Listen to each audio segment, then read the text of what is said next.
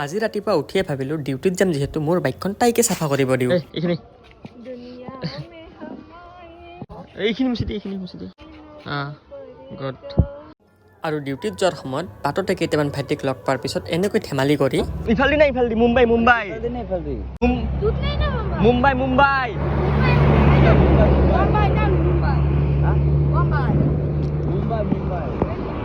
ইফালদি মুম্বাই এইপাকে আৰু ডিউটিৰ পৰা আহি আছিলোঁ আমাৰ ব্ৰণ এনেকৈ ৰৈ আছে মোৰ বাবে।